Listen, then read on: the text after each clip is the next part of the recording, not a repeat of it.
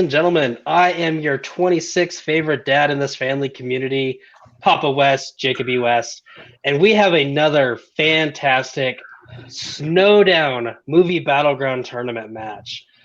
Thankfully, I'm not here alone. I'm going to go by the way everyone appears on screen, so you will find out who is competing here in a second. I have some beautiful panelists with me, some great judges who are ready to listen to two grown-ass men yell at each other. It's going to be great. First, I have Richard Schwartz. Richard, how are you doing today? Our next judge, Mr. Carmel Mountain himself, Major Payne, Ryan Payne. Ryan, how are you doing today? Pretty good. Just getting myself an after lunch pre-dinner snack, just so I can be fueled for this battle. But right now, I can't wait to see what's happening. It's been a while since the Snowdown has approached us, so I am looking forward to seeing what both of these guys got in store for us. All right. And it's going to be a little bit confusing because we have two Ryans in this match. Spoiler alert, our first competitor, the man with the best entrance ever, whenever he somersaulted or flipped or whatever you want to call it, into camera view, the Real Deal, or the Reel Ordeal. I'm sorry, Ryan, I cannot read. Ryan O'Regan. Ryan, how are you doing today? Oh, I am just dandy. Finally back in this arena. Oh my God, it feels like it's been forever. The snow has come and gone, and thankfully we are still continuing. That's all that matters. And also, I would like to mention, we have two Jersey people here today, so go Jersey. I was about to say, who are the Jersey people? That makes a lot more sense. And our second competitor, the fifth person in this room, Mr. Andrew Barr. Andrew, how are you doing today? I'm doing all right. I've got a little headache, but otherwise I'm doing pretty well. No, this will be fun.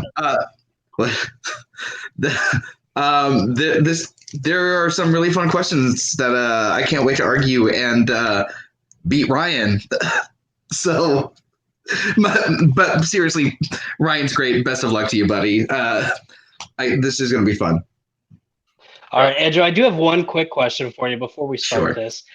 So the last time we saw Ryan O'Regan competing, he beat Chance Ellison so bad that Chance retired.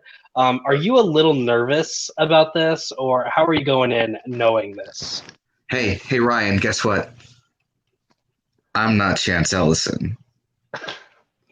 Well, yes, because I can see your face and everything. I understand that.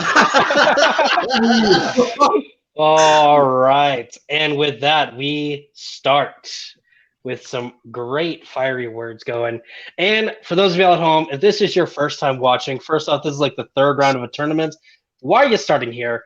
I don't know. Go into our history, go into our playlist, watch some other matches. Find out how these two got here.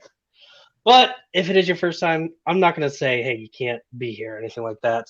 Just a quick overview of the rules. We have 4 predetermined questions that our two competitors have read over, gave their answers for, studied against their opponent's answers, done whatever they've wanted to do. We have 4 predetermined questions. Pretty much each question has 3 rounds. First round is a 90-second opening. You're going to tell us what your answer is. Maybe why you picked it as your answer. Do whatever you want in those 90 seconds. It's your 90 seconds. You can throw them away if you want to. You don't have to use all of them. I recommend using all of them. But again, 90 seconds to do whatever you want to do with. Then we're going to go into a 5-minute free-form debate. People might ask me, Jacob, what's a free-form debate? So it's a debate where your form, however you do it, is free. Free-form debate. 5 minutes where these two are going to just yell at each other. It's going to be glorious. There is only one rule during the free-form debates, and that is the timeout rule. Pretty much try not to talk over each other. While the other person is talking, let them talk, but also at the same point, let your opponent talk sometimes. If there's too much talking over each other, I will call a timeout. Once everyone quits talking, there will be a 10-second runoff, and then we'll get back into it. And trust me, I have 3 children, all under the age of 4. I will use that timeout rule. Anyways, after the 5-minute freeform debate, we move on to our last stage, and that is the 30-second, or not the 30-second, the 60-second close. That is 60 seconds to sell us on why your answer is, in fact, the correct answer.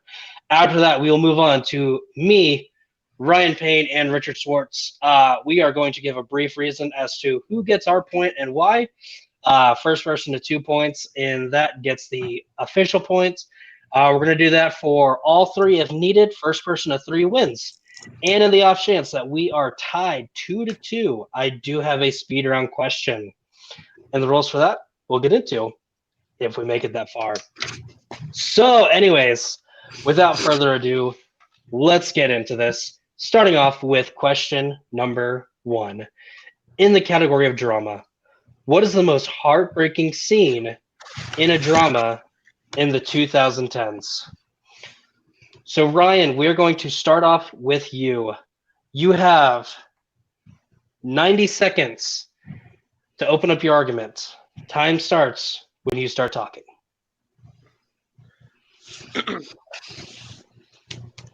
I should probably preface everything I am about to say in this competition as spoiler territory. Now, the reason I say that is because my choice happens to be from a 2019 movie, so there is a good chance that some of the people watching out there may not have seen the film. That film being Jojo Rabbit, the Taika Waititi directed Nazi propaganda spoofable movie about a little boy who goes ahead and has a Hitler as an imaginary friend, living in amongst the Germans in the Third Reich, and ultimately having to deal with the stuff happening at home. Now,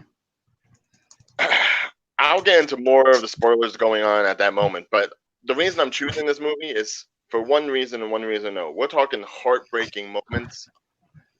And for many people, old and young, there are very few things that hurt you in the chest as much as losing a parent. And JoJo, unfortunately, for as much as we know, has lost both of them in this movie. One of those we do know of, one of those we don't. I'm talking about the one we do know about. Poor little Rosie, Scarlett Johansson, his mother. It brought me to tears when I watched it in theaters.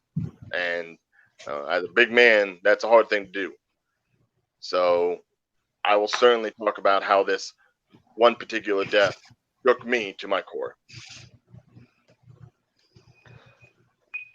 And time. And I just want to reiterate this real quick. For any of y'all watching, if y'all have not seen Jojo Rabbit, well, yes, Ryan has done a minor spoiler. It's still a fantastic movie. So if you have not watched it yet, go watch it because you are missing out on something amazing. So, Ryan, with that opening up, Andrew, we are going to move on to you. And I do want to ask both competitors, both judges did this already. During the opening and closing, if it is not your turn to talk, please mute your mic. I have had in the past where someone talks when it's not their turn to talk. This is your only warning. If that happens, there are some consequences. I will lay down the law. I am worse than Sylvester Stallone's Judge Dredd, just to let y'all know. So anyways, now we are moving on to Andrew. 90 seconds on the clock to open up your argument, and time starts when you start talking. So Ryan brought up a really interesting point about a scene where one of the hardest things is losing your parents, but something that's actually a little harder is losing everything about yourself. Not only that, it's even more heartbreaking of a story when you know that it's actually based on a real person. I'm talking about the ending of The Imitation Game. I'm talking about the scene with Alan Turing at his place, having Joan visit him. He's going through hormonal therapy. The government has told him that he either has to go through this hormonal therapy or they're going to take Christopher away. If you don't know who Christopher is the machine that he built in order to help defeat the Nazis. It is the code-breaking machine. So either he loses himself either way, and it ends up terribly for him.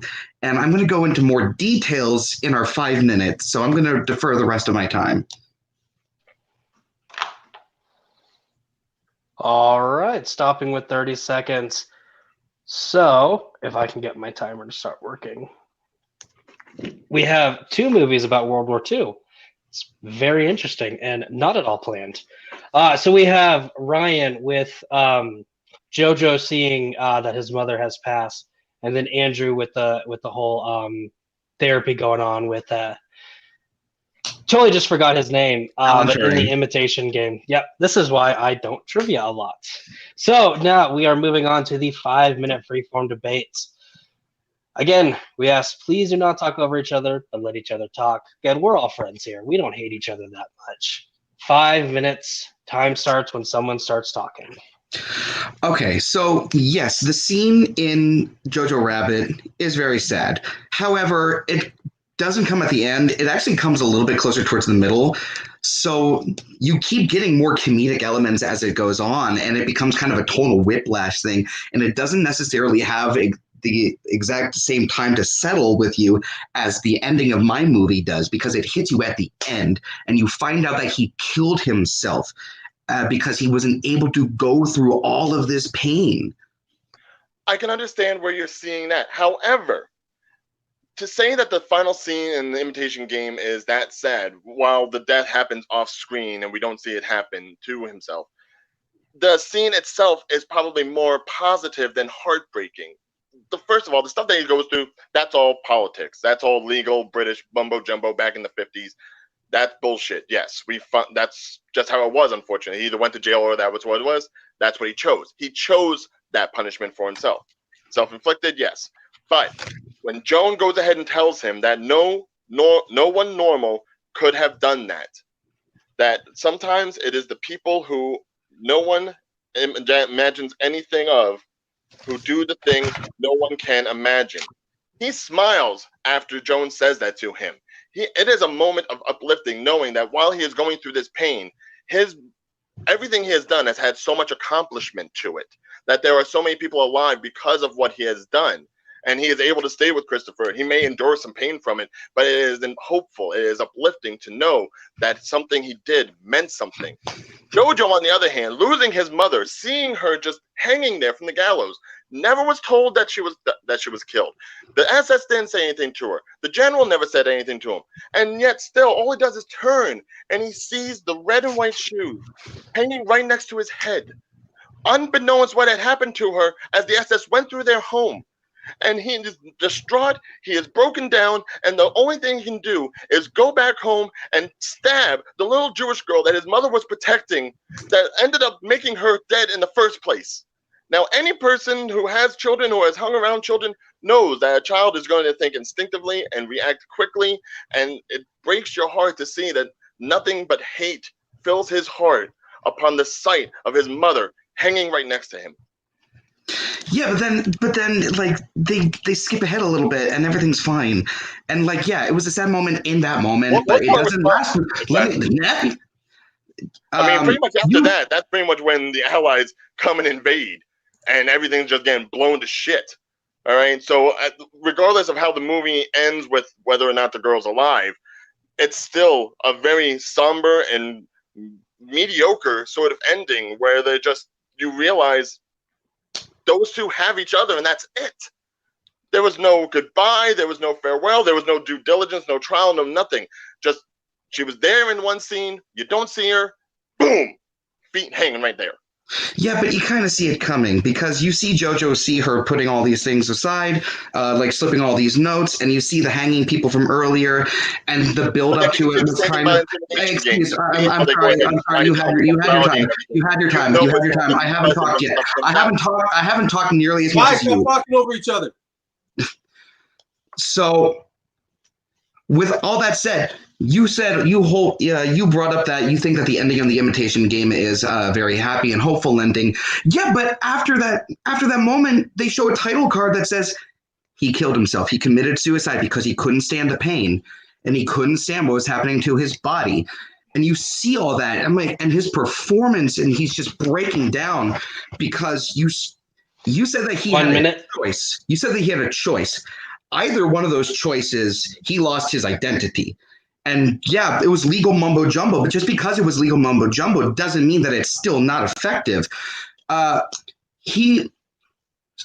basically, he was unable to do anything that he loved. He lost himself not only physically because he killed himself, but as a person. He wasn't even able to do the crossword puzzle that used to bring him so much joy because he can't keep his hands steady. And you brought up this idea, this whole thing about being normal. That moment, that idea of being normal breaks him because he believes that he can't be normal with who he is as a person. So you can't say that that's a hopeful, happy ending. Being normal is not a bad thing. And the fact that he wasn't normal, he accomplished so much. Jojo lost himself, he lost his family, and he lost his identity in the Nazis. Time. All right. So far, this has been a great round. Now we are moving on to our minute closings. And something I did forget to bring up at the beginning of this that I will bring in now. Each competitor does get a one-time 1 minute extension that can be used either in their opening or closing. I am sorry I forgot to let y'all know. I am making sure we do this before our closing. Your only thing is you have to tell me before you start that part. So like you can't 30 minutes into your closing, you can't say, "Hey Jacob, give me my extra minute." Before you start that little area, you have to let me know, "Hey, I want to use that extra minute." And again, that's opening or closing, all 4 questions. So moving back on, it is now time for the closing. Ryan, we started off with you. Andrew, we are going to have you start off. You have 1 minute on the clock. Time starts when you start talking.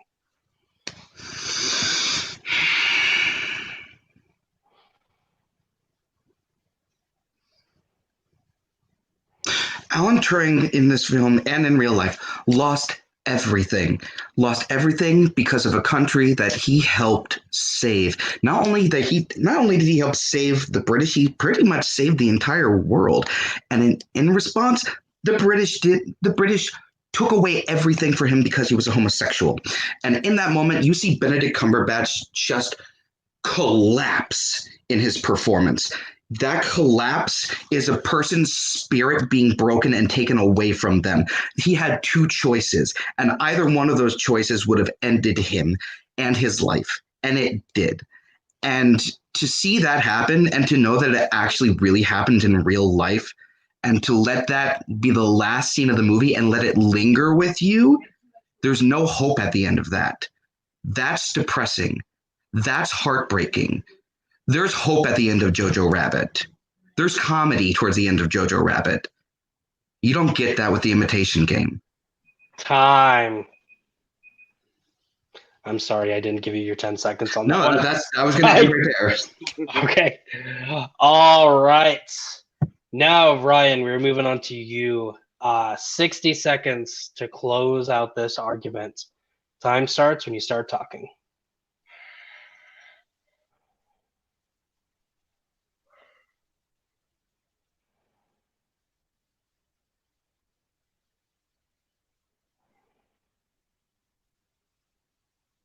I'm not saying there isn't emotion at the end of the Imitation Game, but the thing is, there is a bright spot in that moment, in that scene. We're talking about what scene was the most heartbreaking.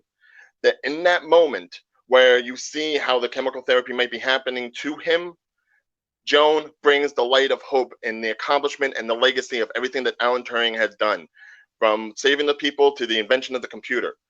In the moment that Jojo discovers the corpse of his mother and had no chance of doing anything to save her, had no way of saying goodbye to her or her to him, no parting words, no final thoughts, just dead, hanging, unable to do anything about it, powerless.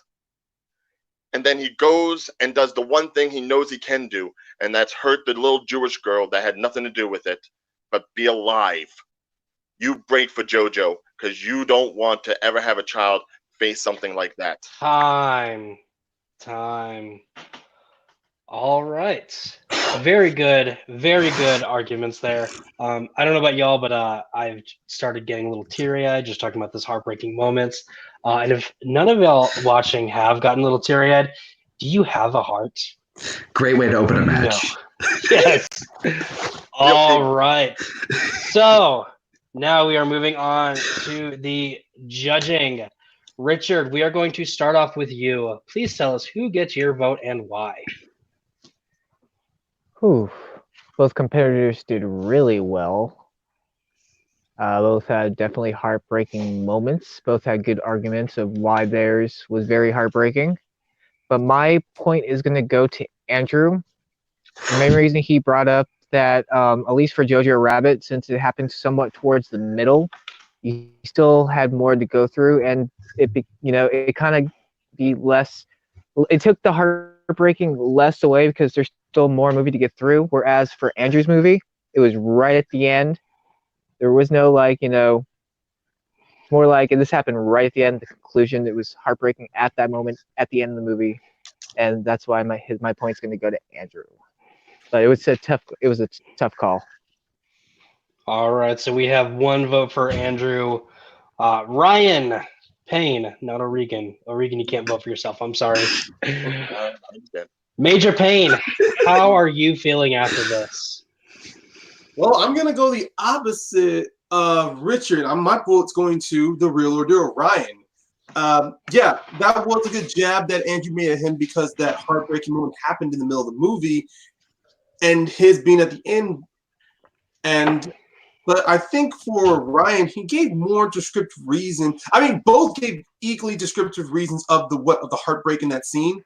But with Ryan, though, he gave in his closing, he did nail down to the fact that it's the powerlessness, the heartbreak, also just the act, as he mentioned, Jojo not knowing what happened to his mother, not being told, especially with Jojo being part of one of the children under the Nazi army, the fact he's not told this or informed about this from anybody, and then all of a sudden that act of him finding his mother's there, just thinking of the emotion that follows through, and then him, especially when he does, well, I'm not talking about the movie, but as I mentioned, the only thing Jojo can do in that moment is attack that girl.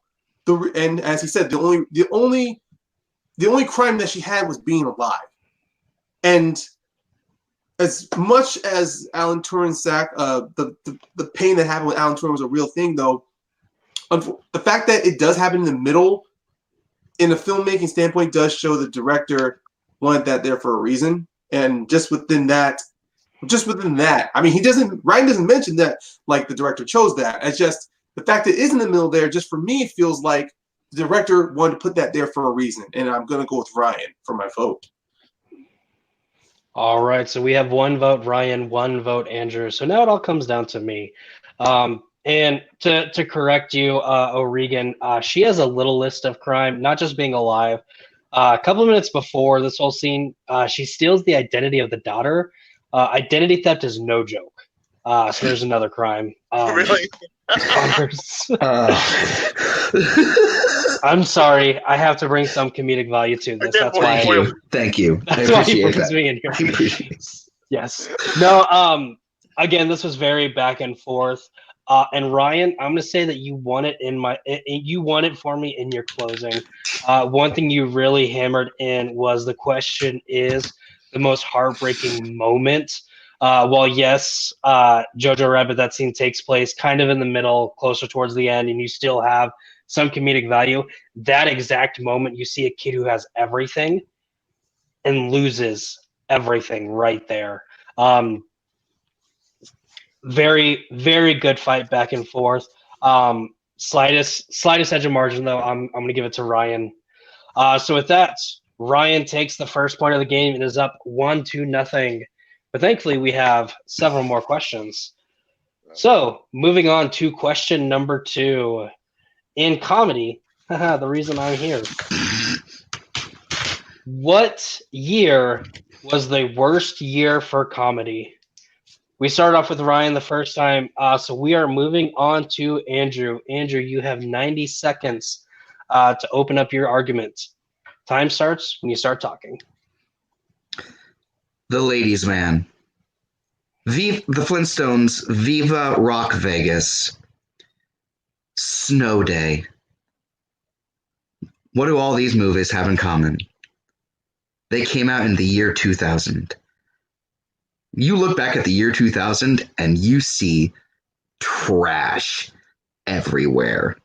It is a dumpster. No. A dumpster's too nice. It is a landfill of a year for comedy.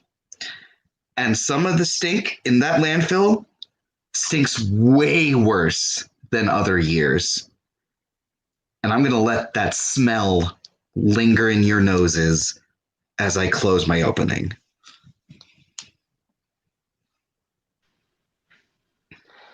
All right. Well, Andrew, joke's on you because I haven't been able to smell for 3 weeks. So, all right. So we have Andrew with the 2000s. Ryan, a minute, 30 seconds or 90 seconds to open up your arguments. And of course, time starts when you start talking.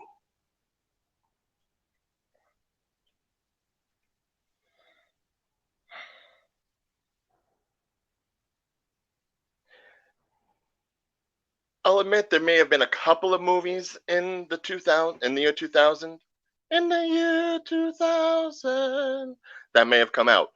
However, the amount of movies that were bad comedies in 2000 pale in comparison to the year 2011. I could list off this whole, I don't know if you see this whole list of movies that came out in 2011 that were supposed to be comedies, and I could almost guarantee you there were at least 5 in there that you probably never even heard of. While there may have been bad comedies throughout the years, we also got some of the most damaging comedies to some of our greatest comedic actors. We've got some of the worst sequels that spawned from movies that came from the year 2000. And it is just a trash pile of mediocrity with, aside from maybe 1 or 2 outliers. Comedy itself in theaters has downgraded so badly, and I believe that 2011 itself was the tipping point. This was ground zero for bomb after bomb after bomb that we got. And I can go ahead and tell you so much more about those movies, but I'm going to wait until later. All right. And stopping right before our time is up. All right. So we have Ryan with 2011. We have Andrew with 2000. These are both years that I believe all of us here in this panel were alive. So thank you for choosing stuff that we all know of. You're welcome. Thank you. All right. So I'm going to reiterate the question. What year was the worst for comedies? Andrew at 2000, Ryan for 2011. You'll have 5 minutes on the clock to fight it out. Time starts when someone starts talking. So you talked about how this damaged a lot of people. 2001 damaged a lot of people's career. 2000 damaged some specific genres. This was the beginning of the end for the parody genre. This is when Scary Movie came out, the first one. And every parody movie since then has blueprinted off of this one. And they've all been trash. To be fair, only the Wayans were involved in the first and the second one, which are the best in the series. Everything else, bullshit. And that's. But I'm talking about the blueprint for parody over since then. Right, and when you veer off the blueprint, yeah, it's not going to work. If they had stuck with the blueprint and they had worked with the Wayans again, the other movies probably could have worked. The thing is, you're basing something off of one of the bigger top 10 movies of that year. There was Meet the Parents. There was Miss Congeniality. What Women Want. Bring It On. Oh, What Brother, Women Want one of the best Coen movies, period. Snatch. Best in Show. One of Christopher Guest's best since Spinal Tap. High Fidelity. Coyote Ugly. These are Coyote Ugly's not good. That people still watch and talk about today. Even Big Mama's House, the first one, started in 2000.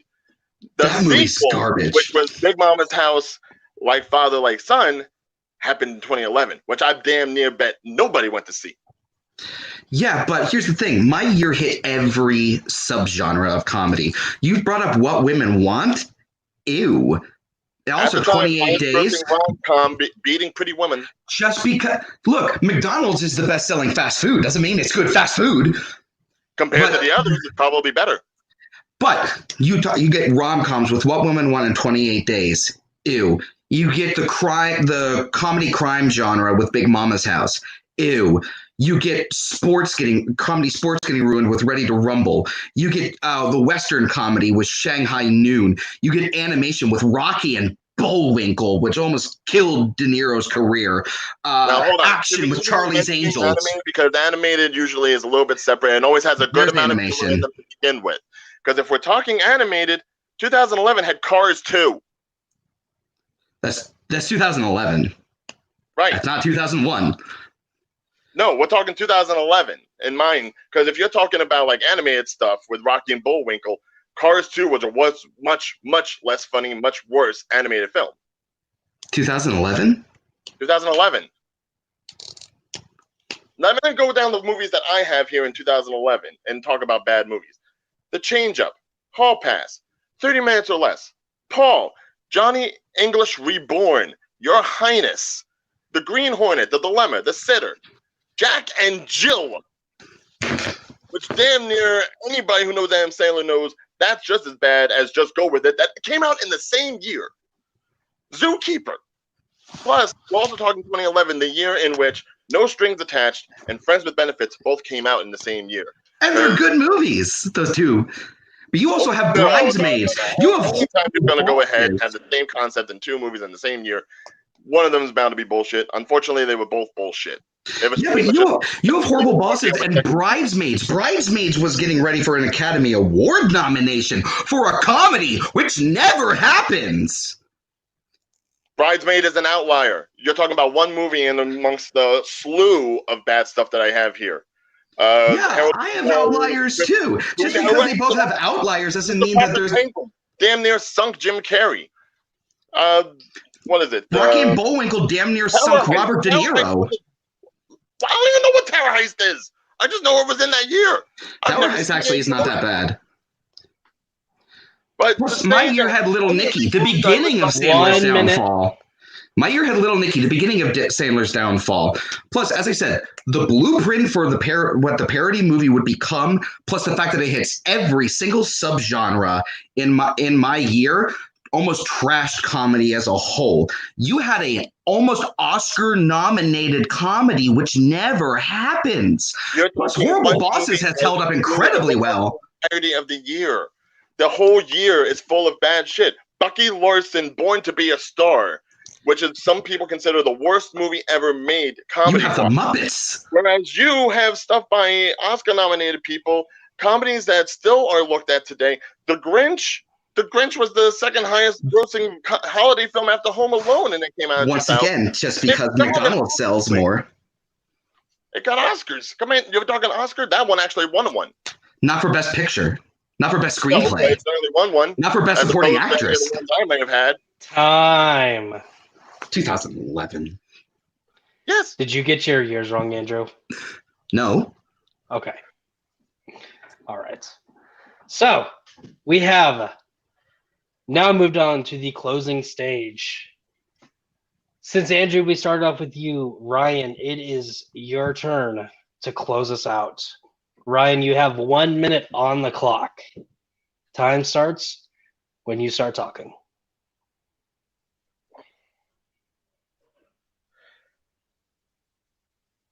If we're talking about an entire year's worth of comedy, 2011 exemplifies that there is more bad than good. You want to mention Bridesmaids? Hell, you can even mention Midnight in Paris, technically, with a Woody Allen movie. But that's two. That's two after 1, 2, 3, 4, 5, 6, 7, 8, 9, 10, 11, 12, 13, 14, 15, 16, 17, 18, 19, 20, 21 movies that I practically mentioned on this list. Whereas the movies I mentioned for the 2000s were good comedies. They're still respected comedies. I've got movies that practically disabled people's careers. Dilemma hurt Vince Vaughn. The Sitter hurt Jonah Hill. Adam Sandler has possibly the worst comedy ever in Jack and Jill, which swept the Razzies. All right? At least you can say that you have some Oscar-winning comedies on your end. Some of the top 10 movies and top 20 movies of that year. I can't say much of that. Time. All right, Andrew, we are now moving on to you. You have 1 minute to close us out and tell us why 2000 was a worse year than 2011. You brought up Midnight in Paris and Bridesmaids, which were both nominated for Best Original Screenplay at the Oscars. Midnight in Paris won the Oscar. That never happens for a comedy, as I said. Plus, you brought up all of these movies. First of all, you also brought up Adam Sandler. Little Nicky. Little Nicky is the moment that everyone went, maybe Adam Sandler is not as funny as we think he is. Also, you want to bring up the amount of movies you just listed? What Women Want, 28 Days, Big Mama's House, Ready to Rumble, Rocky and Bullwinkle, Shanghai Noon, Ladies Man, Viva Rock Vegas, Charlie's Angels, Snow Day, Scary Movie, which once again became the blueprint for what would become the end of an entire subgenre of comedy.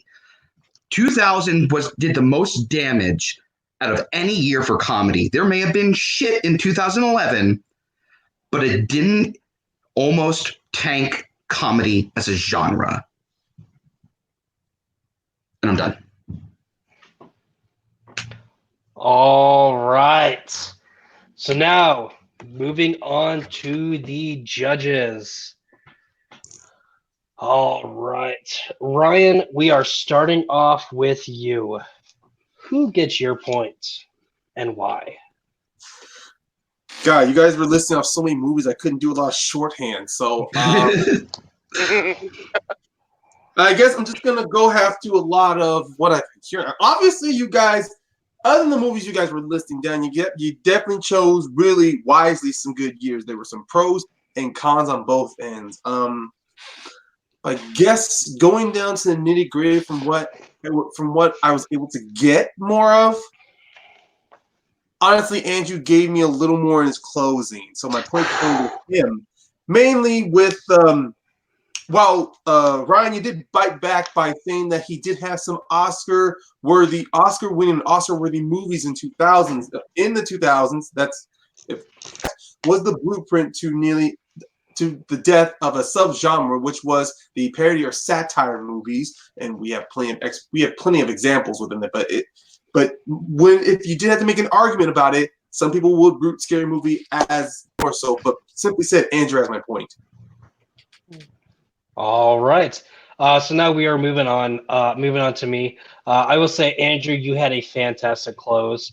The only downside was that Ryan won both the opening and the freeform, and also had a really good close.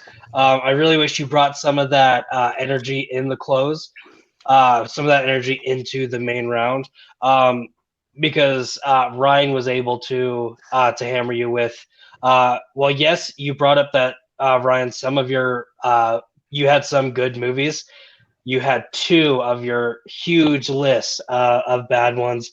And going on with the Scary Movie, the fact that you were able to counter that that's the blueprint of the parody that they put into Scary Movie 2, which the Wayne brothers are in, but then they got rid of for every single parody afterwards, and it did not work. So I'm going to have to go with Ryan on this one. And Richard, we are tied. 1 vote to 1 vote. You are the decider. Yeah. Who gets your point and who gets the point? This was very tough because, when you're saying worst comedies of the year, a lot of the movies come very subjective to certain people. Some people love movies, some people think they're bad. My point, though, is it's going to Ryan because of the main fact that we're talking about this year. We're talking about the year of worst comedies. We're not talking about the blueprint of what's going to happen in the future. We're talking about what happened movies are happening in the year.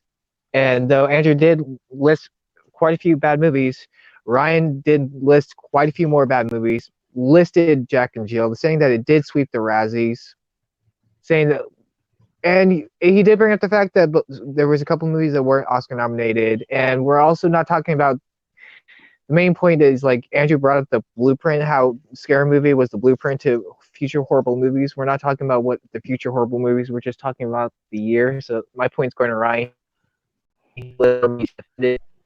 Andrew's comeback, so my point is going to go to Ryan. And I am not good talking. I apologize.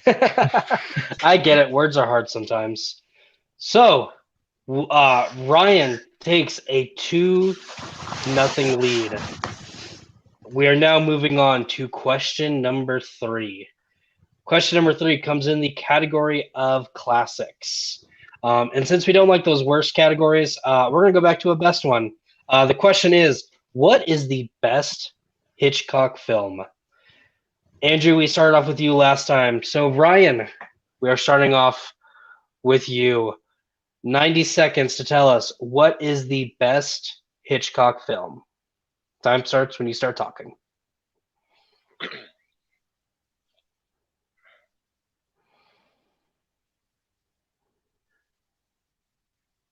As a fellow fat man, Alfred Hitchcock is definitely one of those people that you recognize the minute you see him. All right, he has a very odd yet serene way about him, and he was really like the first director that people could recognize and pay attention to back in his day. You know, when other people were looking at the stars, people were also looking at Alfred Hitchcock. With that, he was able to create a certain a feel, a look, something that really put the trademark on his kinds of movies, and you can see it when you look at his entire filmography. The one I feel emphasizes all the little nuances that Hitchcock brings to a film is Rear Window, the classic with Jimmy Stewart and Grace Kelly. There's just something about it, something unnerving, something confining. It's something that just really tenses you up as you watch it. And anytime anyone's ever gone ahead and done like a parody of it or a version of it, it's just as nerve-wracking. Rear Window is essentially like the VR version of a Hitchcock film, because you feel like you're experiencing everything yourself as opposed to just watching the character go through things. In my mind, if I want to get creeped out and want a mystery, that's the one I go to. Time.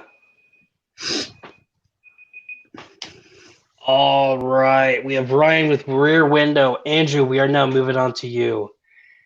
90-second opening. Time starts when you start talking.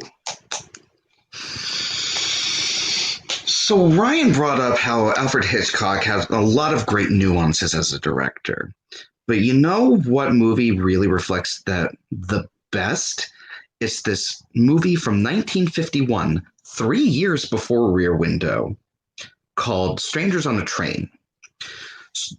Now, Hitchcock said that the best way to build tension, as an example, would be that we see a bomb under a table at the beginning of the show, and we're just waiting for it to go off throughout the entire show.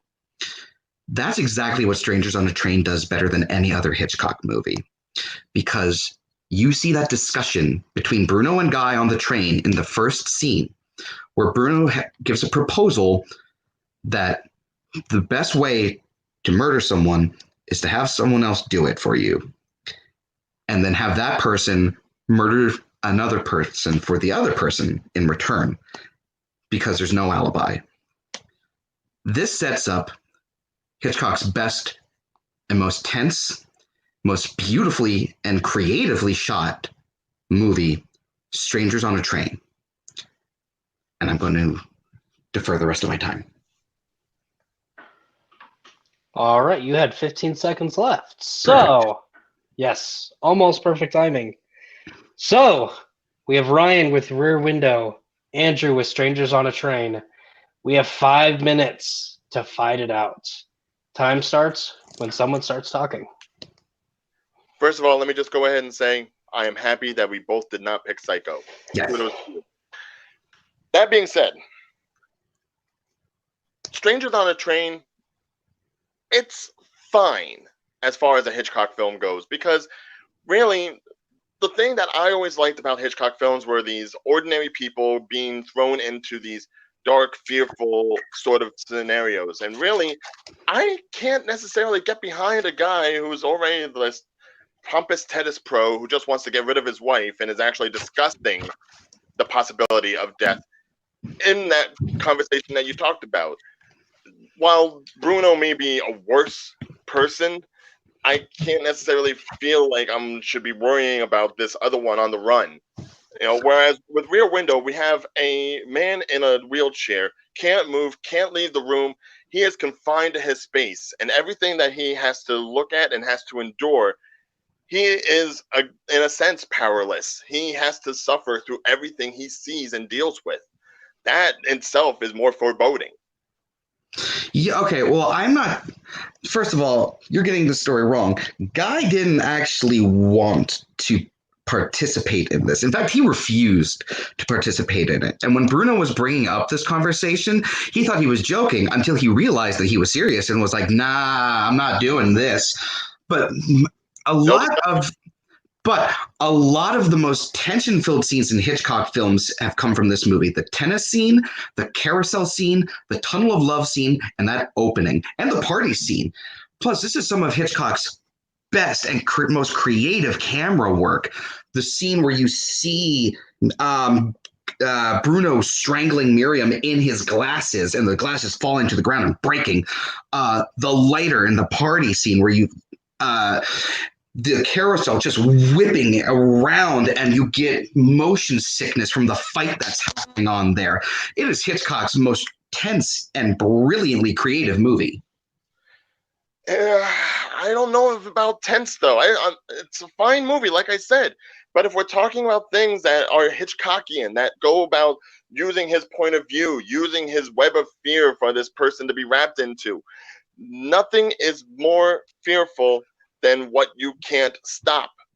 And Jimmy Stewart's character can't stop anything that goes on. He can't stop Grace Kelly going through all the stuff in the apartment building across the street. Can't stop the murderer from coming around to her or to him. All he can do is be a quiet observer and do the best he can under very, very, very little circumstances where he can do things. There is so much more that can be done in Strangers on a Train. They could have stopped it right there at the train. They could have stopped it like, no, we're not doing it. We're not doing it. No, we're not doing it. He tried. But he tried. Do you think that's going to happen in Rear Window? No. What's going on is going to go on. And the thing about Hitchcock, when it comes to murder, when it comes to death, it's the stuff you don't see. It's the stuff that you don't already know is there. It's the stuff that isn't blatant that really comes through and unnerves you. You talk about motion sickness with the thing swirling around and around. Try being that lens, just going from window to window, seeing what's going on. You are practically the character itself. You are living through this movie from that perspective.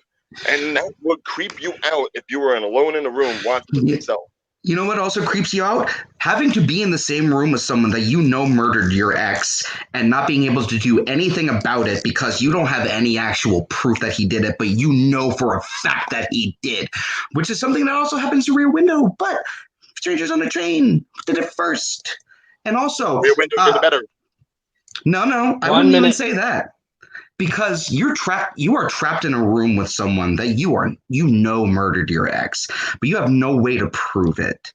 And you know that he's going to strike again, and you are the only person. You are the only person who can stop them.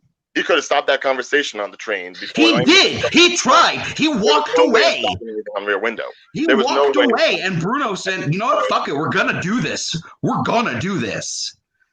That's scarier. Because you get roped into it.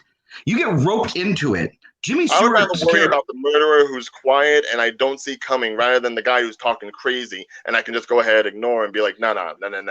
We ain't having. He doesn't talk crazy. The way that he talks, you go, oh, I can see how this works. He even says it to other people and they also go, oh, I can see how that could work. And you get roped into his charm. And being in the same room as him is terrifying. Versus being across the street. Time. When I say time, you quit talking. I will lay down the law. All right, another great argument. Now we are moving on to our minute closings. We start off with Ryan. So Andrew, you are going to start off our closing. You have 1 minute to sell why Strangers on a Train is a better film than Rear Window. 60 seconds. Time starts when you start talking.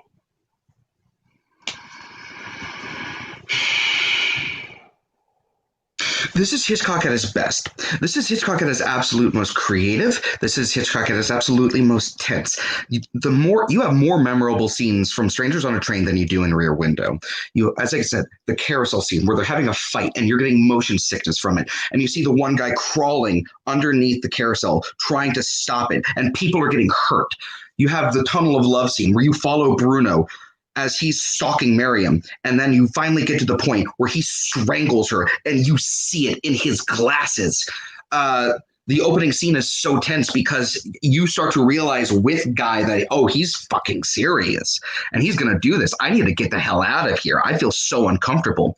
As I said, Hitchcock is the bomb under the table at the beginning of the movie and waiting for that bomb to go off. That is exactly what happens in Strangers on a Train, and that's why it is Hitchcock's best movie and this best example of that. Time. All right, Ryan, we are moving on to you. You have 1 minute to close your argument and tell us why Rear Window is the better movie. 60 seconds. Time starts when you start.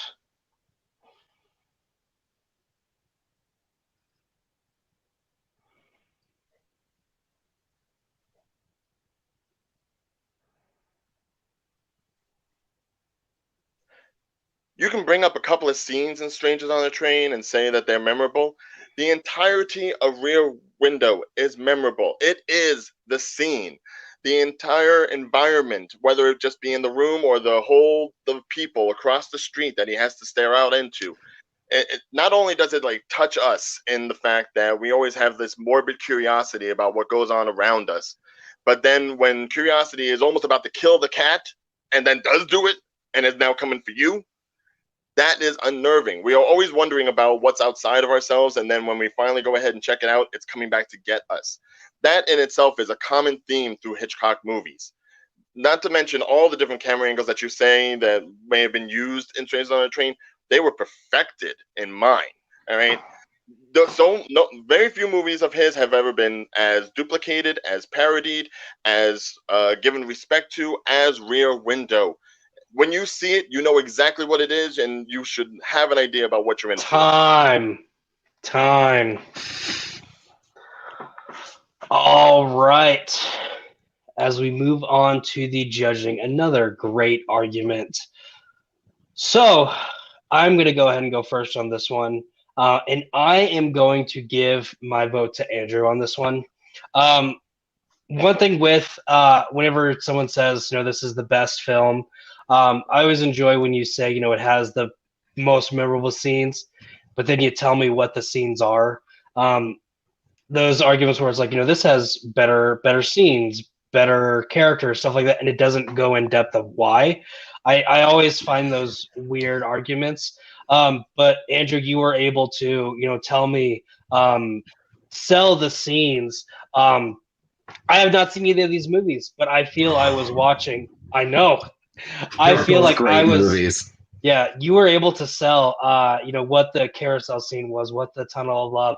I was pretty much able to visually see this film from your description. And I haven't seen Rear Window, but I have seen Disturbia. It's kind of the same thing, kind of.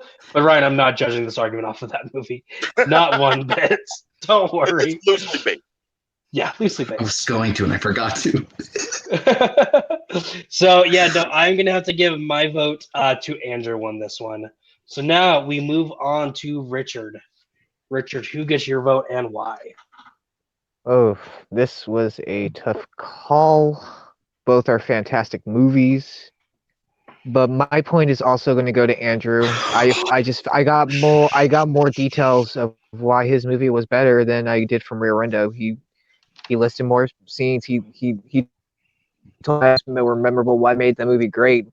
Ryan almost came back though with that closing. The fact that he brought up the Rear Window has been the most parodied. I just wish I had more information of why moments of his movie in certain moments were better than his movies in certain moments, and that's what I was looking for. So my point's also going to Andrew. I thought I lost that match. All right, and Major Payne, we're going to move on to you. Your point doesn't matter in this, but your point always matters in my opinion. Who were you leaning towards?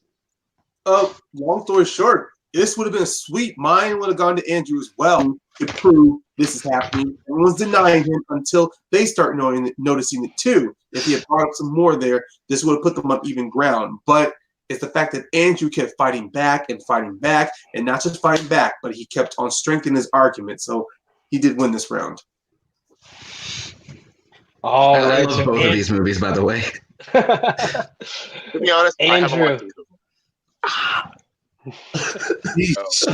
I knew that was gonna hurt me. Hey, Andrew is able to take the point, so we keep going.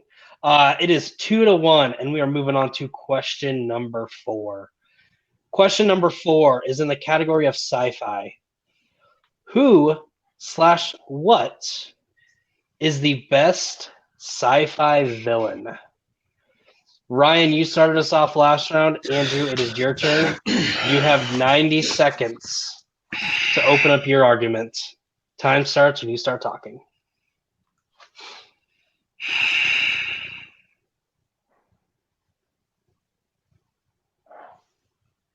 When I'm looking for a good sci-fi villain, I want a villain who is cunning. I want a villain who is methodical. I want a villain who is an equal match to our main protagonist. And I think that there is no better sci-fi villain that fits all of these criteria than Khan. Khan! From Star Trek II, The Wrath of Khan.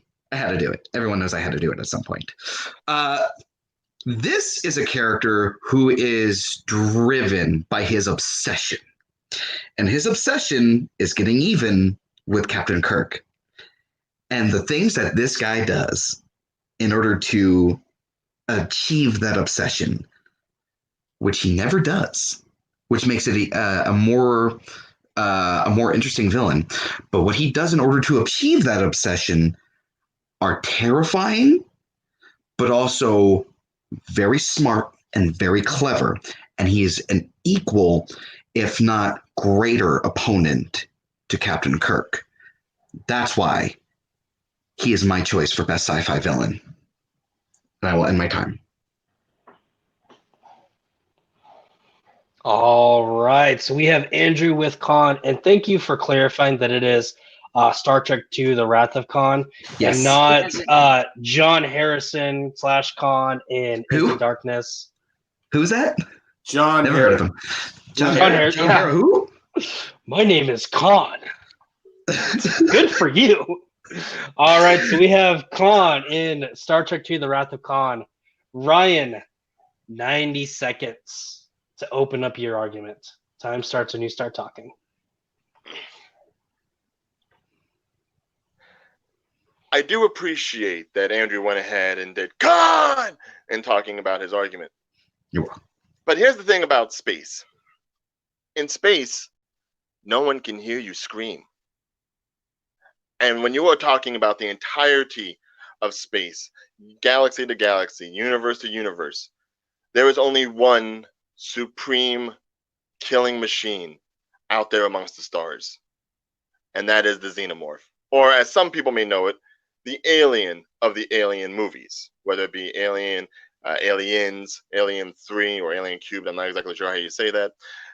Even the Predator movies that go along with the aliens. This is a creature that knows only of reproducing and killing. It is sleek. It is stalkerish. It is almost impervious. It is the perfect creation of genetic life. And if it wants to kill you, it will. There is nothing more chiggling of the spine than going through any kind of dark corridor on any spaceship, whether it be in the Federation or just a carrier, and having something out of the corner or from below or from above just come at you. You look, sliced, gouged in the eye, tail through the body. Perfect murder. Time. All right. We have Andrew with Khan. We have Ryan with the xenomorph. We have 5 minutes on the clock to fight this out. Time starts when someone starts talking. I'm glad you brought up the tagline for Alien. In space, no one can hear you scream. Guess what else is in space?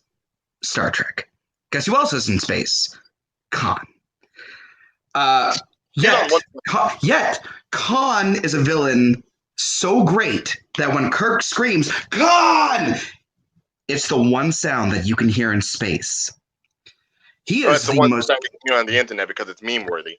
But outside of that, Khan, for all that he is, he's a petulant child of a villain, right? This is supposed to be a genetics Ubermensch, a Superman, and he's supposed to be cleansed of all the impurities of humanity, mentally and physically. And yet, what does he do? Instead of going ahead and conquering the universe like he had done before he got frozen, he has a little bit of a tiff with Kirk and wants revenge. He could have taken his people. He could have gone ahead and rebuilt his empire, but instead, he's just a little child wanting to get back at a bully that went ahead and allowed him to live, didn't put him up to jail, didn't put him to the Federation, allowed him and his people to live.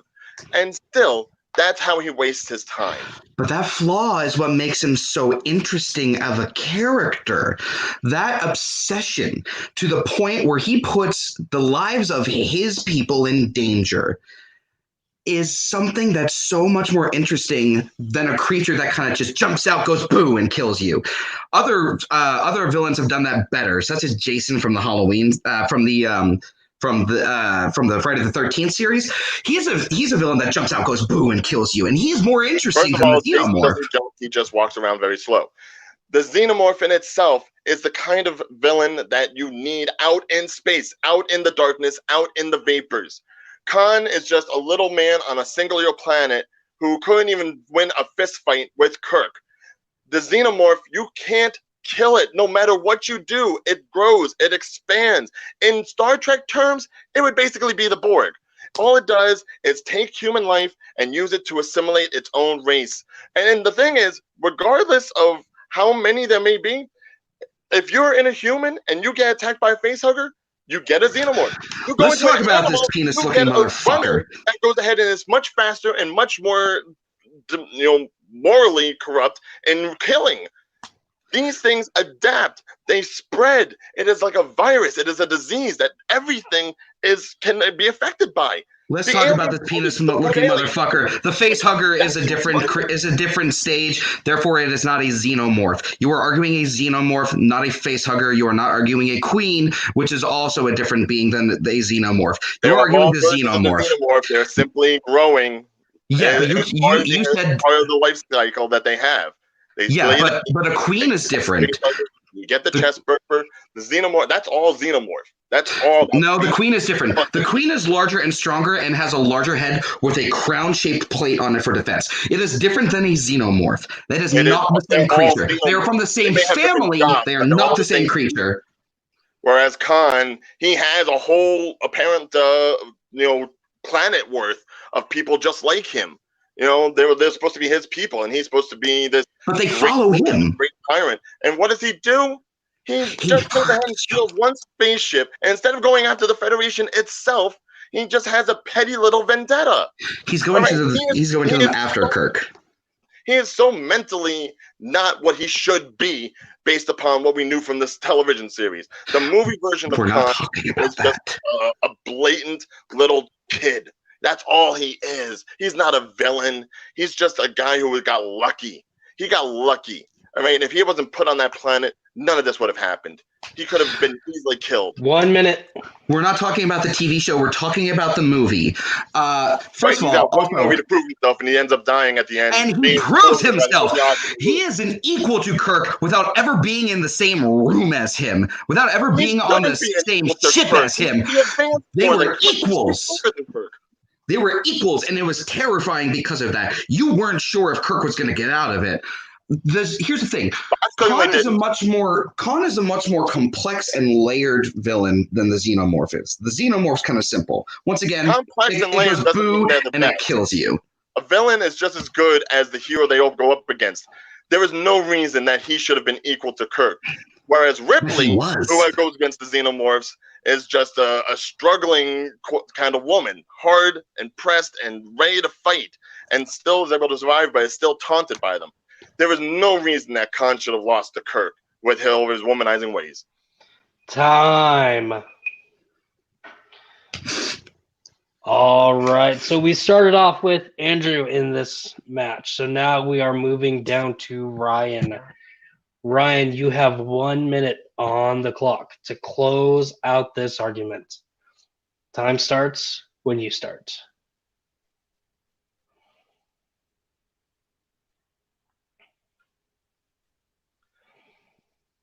There are some people that will say that Khan was the best Star Trek villain. But as far as the best sci-fi villain, the best science fiction villain, he pales in comparison to the Xenomorph and so many others. The Xenomorph is a species of murderers that all they do is expand and have their grip on everything they touch. Khan was supposed to be a tyrant. He was supposed to be a Genghis Khan of sorts for space. And he couldn't even pull that off right when given the chance to grow and expand himself. All he wanted was the trivialities of humanity rolling through his head. And if his plan was so great, how is it he ended up getting lost in the ship and blown up anyways?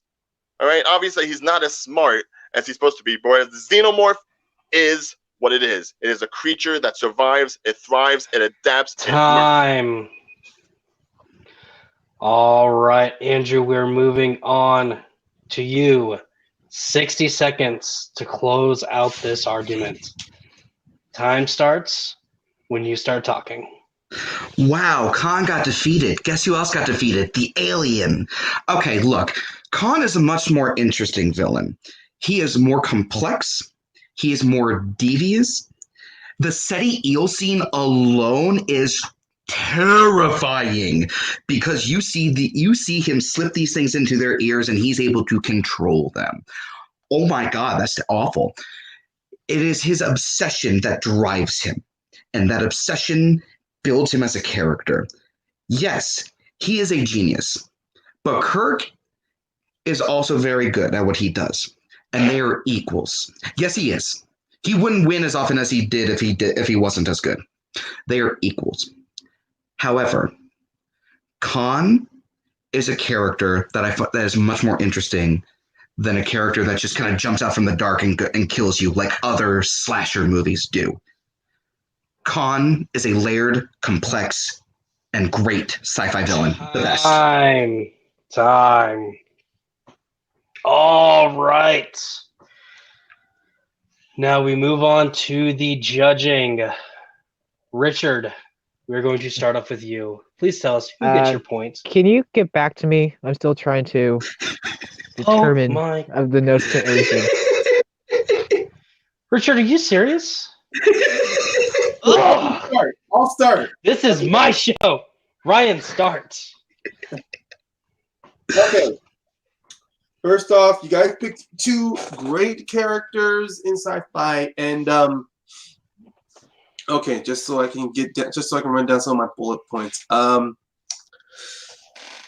Ryan, when Andrew gave you that knock on the Xenomorph, gave you that kind of comparison of the Xenomorph to Jason there.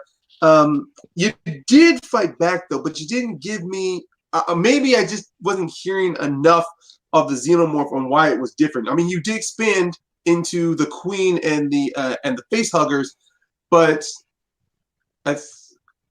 you were definitely talking about how it's a machine, and I was appreciating that. But I wanted to hear more. I wanted to hear some examples on why the Xenomorph was such a dangerous opponent. While with Andrew, I did get a lot of examples with Khan, especially from the movie, and I did. And I think you bringing up the Star Trek TV show kind of brought you down a bit, because if you had used that time to bring in some examples on why the Xenomorph was dangerous, i.e. The vent sequence with the captain and how it traps him, or that moment when it reveals it, when it kills the mechanic in that I think I forget that scene, but it's the first time we see it kill someone. I mean, you did definitely bring up its kill points. Andrew really nailed home why Khan was such a dangerous character. Sure, he did lose to Kirk, but he did keep stressing out why they were equals.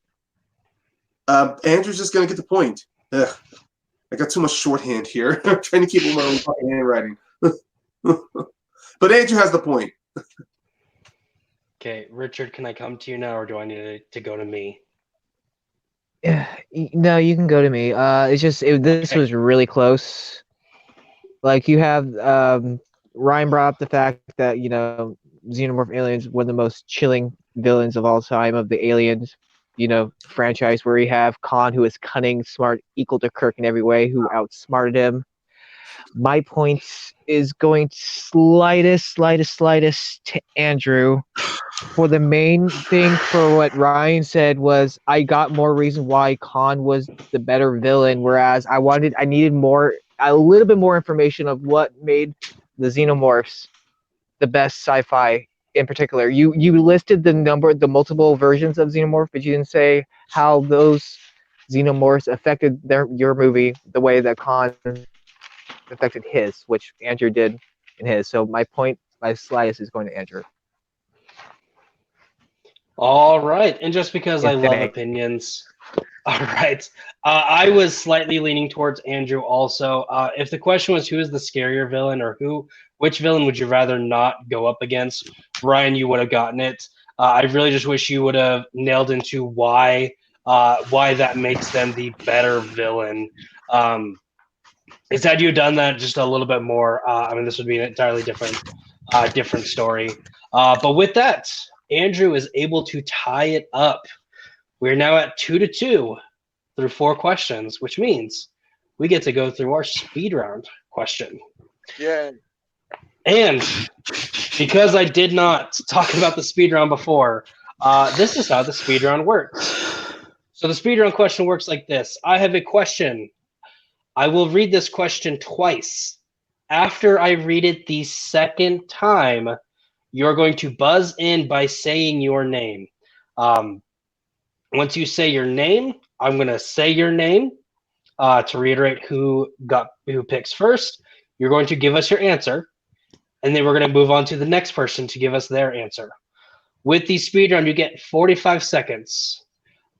Then you get 30 seconds. What we want you to do with that first 45 seconds, please do not go into depth on your opponent's answers.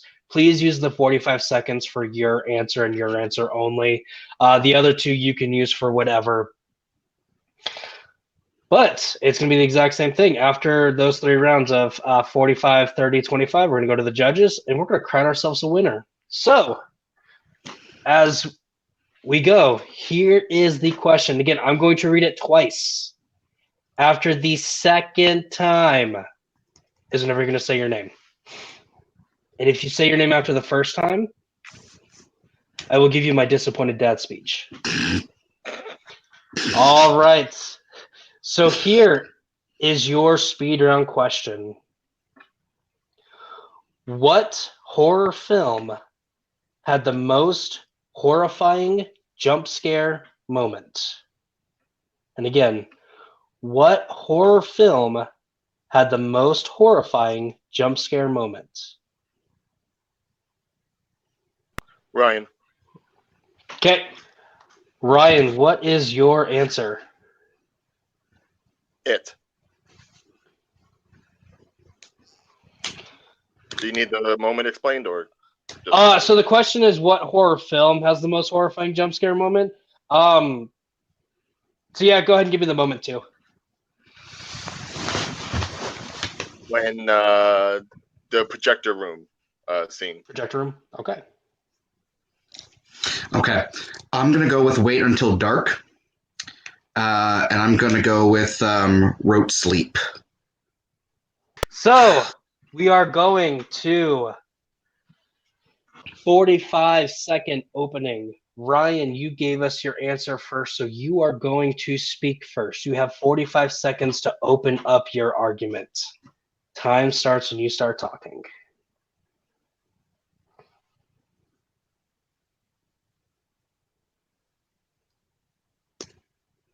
there's quite a few jump scares in it, but the one that really gets me is during the projector when they're going ahead and they're seeing all the pictures on the screen in the garage, and you see the pictures going off on their own as Pennywise is taking control of the device. You see it flickering, almost as if it's becoming a live movie. The kids are getting more frightened. They don't know how to turn it off. They don't know how to turn it off. And then all of a sudden, you see him just pop out of the damn thing. Giant Pennywise just coming down for the kids, just out of nowhere. And you're just like, what the fuck just happened? And your reason you're like that is because you're right there with the kids. You're just as frightened. You're just as scared. You're just as, how the hell is this happening? And you're seeing it through the eyes of these kids where they don't know what to do and they don't know how to react and just pull the plug. And then all of a sudden, silence. Unnerved silence. Time. All right, Andrew, 45 seconds to open up your argument. Time starts when you start talking.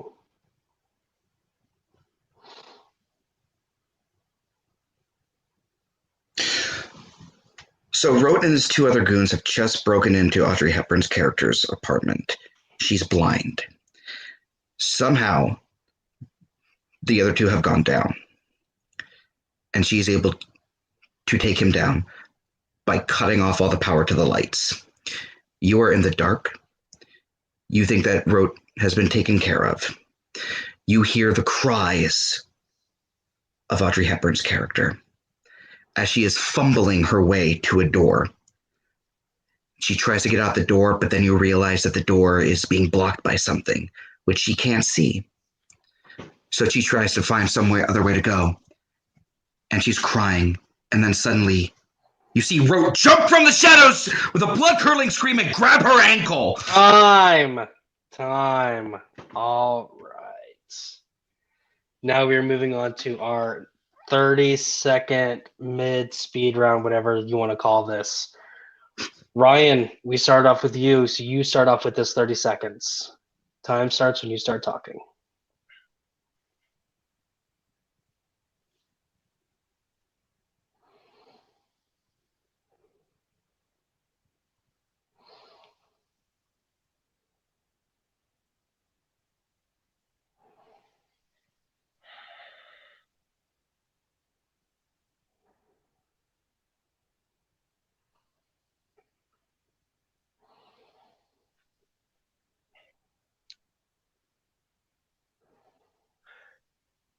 A hand popping out from behind and grabbing an ankle is okay if you're someone that doesn't see where they're going, but you as the audience see the environment in which he is walking through, regardless of whether or not the lights are out, so it doesn't really have as much impact to the audience. But the audience watching it, as the tension and the fear of the children and the screaming coming from them goes on and on and on, and you see the flickering of the screen hitting you right there in your eyes, and then all of a sudden this big blown up clown ready to eat you just comes right through and tries to get you.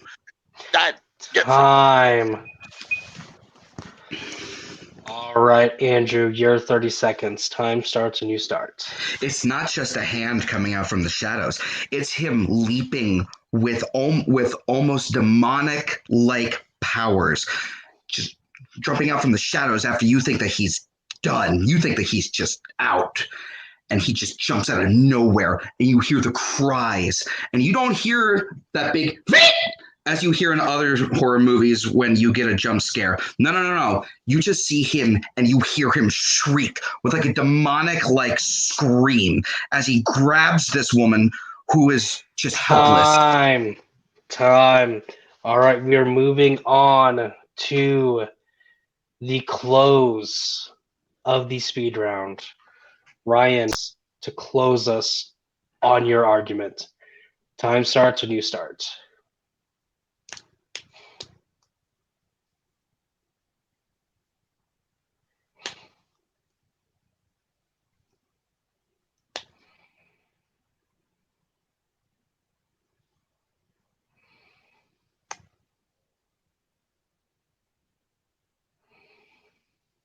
regardless of how the leap is done, it's in the position in the film where you can kind of understand that something else is going to happen. It's not a definitive sort of scare that you couldn't see coming if you watched the film. Even the trailers don't allude you to the fact that this giant clown is about to encompass and envelop everybody around him with as much panic and with as much screaming as going on. you get yourself into such a heightened sense of state that when that Pennywise goes ahead and hugifies himself to get at the children, Time. you do not see that coming. It is horrific to Time. even normally. Ryan. Time. But if I say time, that means shut up. Goodness, Ryan. Okay, Andrew, you have. That means shut up. You got it. Don't keep going. Was going to happen from the trailer and the build-up.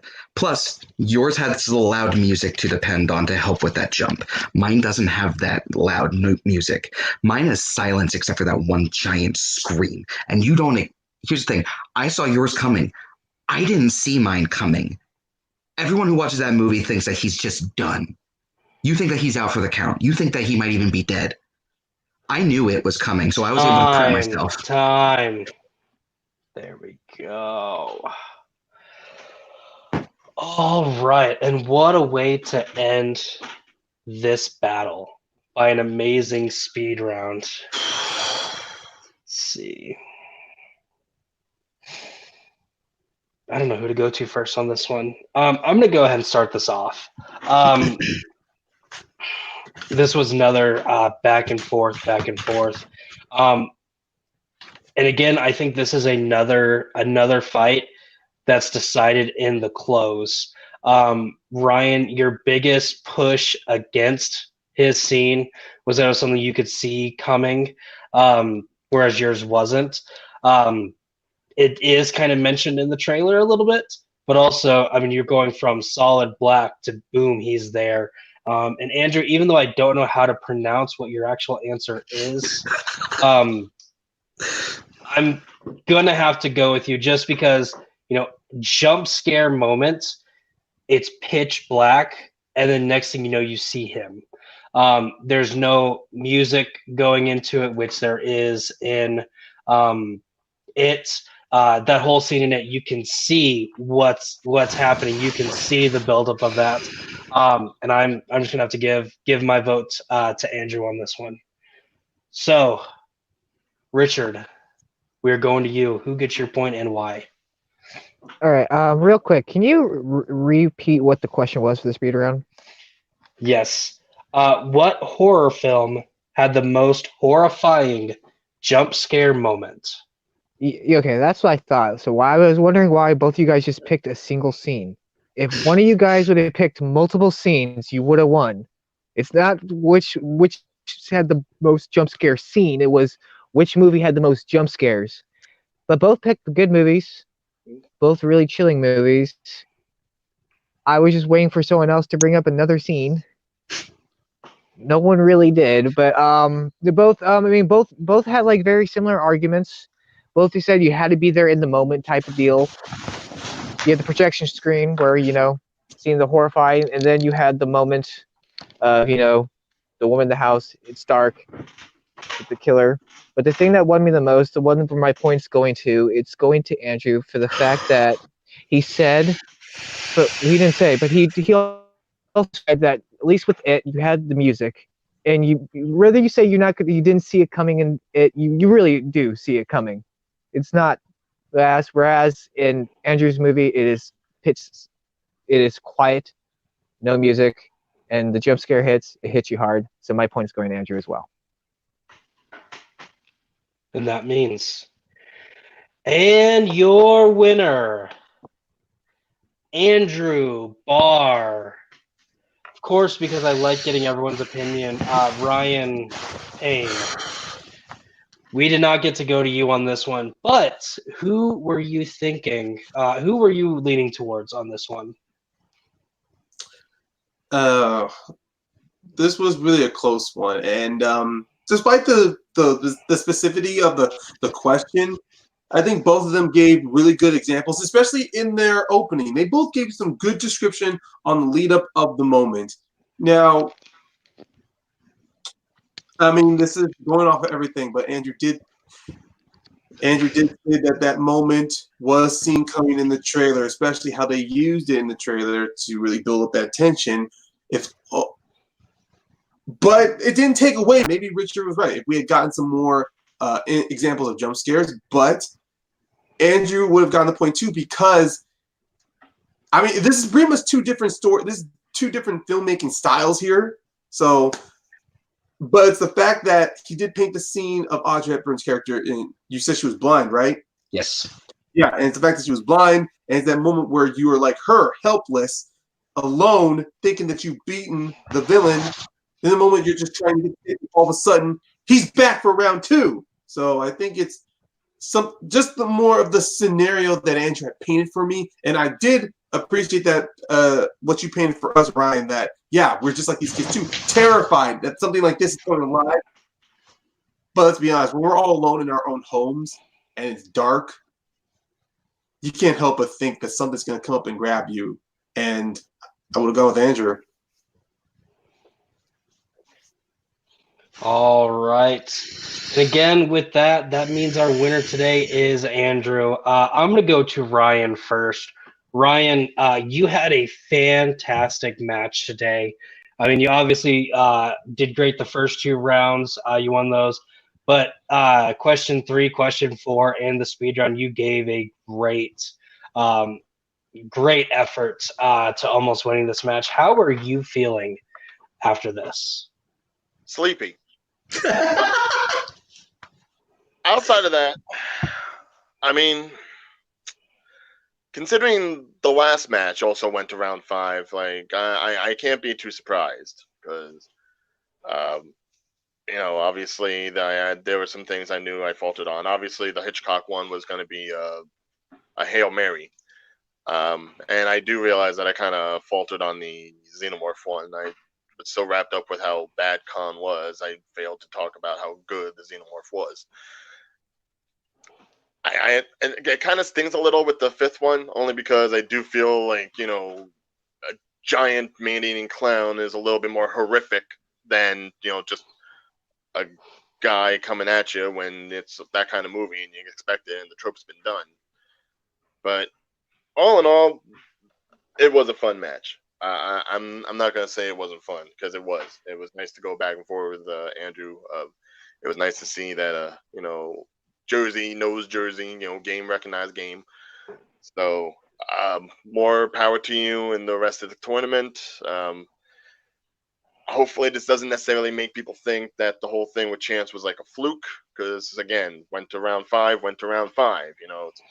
I'm a prize fighter, and sometimes I just gotta bleed a little, but I get there to the match.